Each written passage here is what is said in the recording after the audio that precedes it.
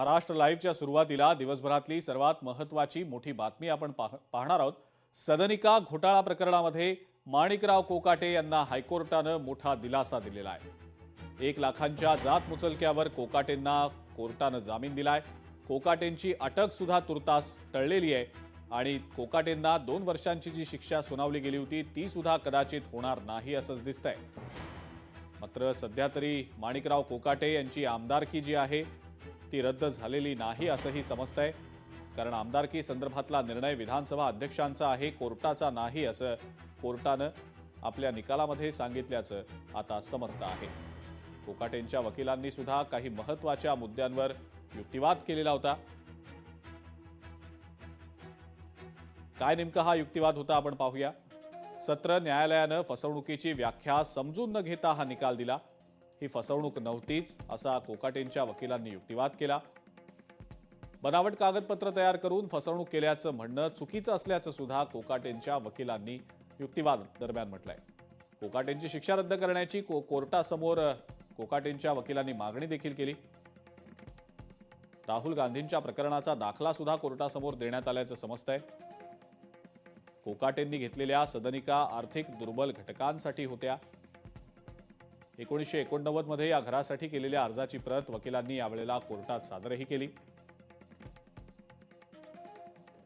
त्यावेळेला अर्ज करताना सप्टेंबर 88 ते 89 या 1 वर्षाच्या उत्पन्नाचा दाखला देणं गरजेचं होतं। त्या काळात कोकाटेंचं दरमहा उत्पन्न हे 2500 रुपये इतकं होतं, म्हणजे कोकाटेंचं वार्षिक उत्पन्न हे 30,000हूनही कमी होतं।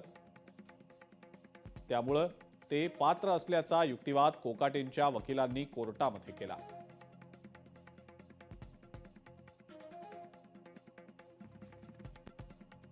निर्णयाला स्थगिती दिली नाही तर आमदारकी कोकाटेंची जाईल असा सुद्धा युक्तिवाद कोर्टात कोकाटेंच्या वकिलांनी केला।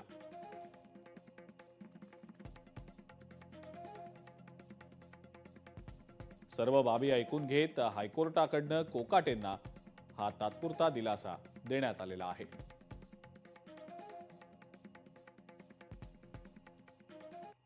थोडक्यात कोर्टाने एवढंच सांगितलेलं आहे की जी कन्व्हिक्शन अपिलेट कोर्टाने दिली आहे नाशिक कोर्टाने 16 तारखेला, त्याच्यावर त्यांनी ते जे स्टे आहे तो दिलेला नाहीये आणि त्याच्यावर मेन निर्णय हा अजूनही आहे, पण बेल जो आहे तो ग्रांट केलेला आहे आणि सस्पेन्शन ऑफ जे सेंटेन्स आहे ते अलाव केलेलं आहे। जे काही आर्ग्युमेंट्स तिथे केलेत आणि जे एव्हिडन्स त्यांनी दाखवले त्याच्यात काही शॉर्टकमिंग वगैरे इत्यादी या सगळ्या गोष्टी कन्सिडर केल्यानंतरच त्यांनी बेल दिली आहे। पण कन्व्हिक्शन जी आहे ती अजूनही कोर्टाने त्याच्यावर असं म्हटलेलं नाही की खालच्या कोर्टाने जे निर्णय दिलाय तो चुकीचा आहे असं काही हायकोर्टातून आलेलं नाही। मला वाटतं आज त्यांना आपल्याकडूनच मला कळालं त्यांना आज बेल मिळालेली आहे आणि पुढची काय असेल कारवाई ती सुरू राहील। पण आज तरी त्यांना थोडी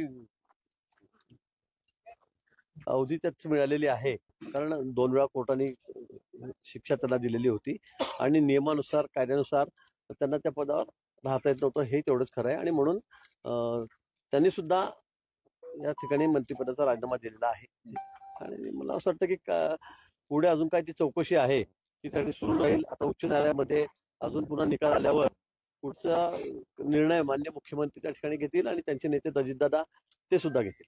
माणिकराव कोकाटे हायकोर्टामध्ये गेले होते, हायकोर्टाने जो निर्णय दिलेला आहे त्याच्यावर कॉमेंट्स करणं योग्य नाही। जो काही त्यांना 1 लाख रुपये भरून जामीन दिला ते कोर्ट प्रोसेस आहे आणि म्हणून आता त्याच्यावर इतर भाष्य करण्यापेक्षा आता त्यांनी ती केस लढणे आणि पुढे जाणे हाच एक मार्ग त्यांच्यासमोर आहे। लोकशाही मराठी ऐका, पहा, जागरूक रहा।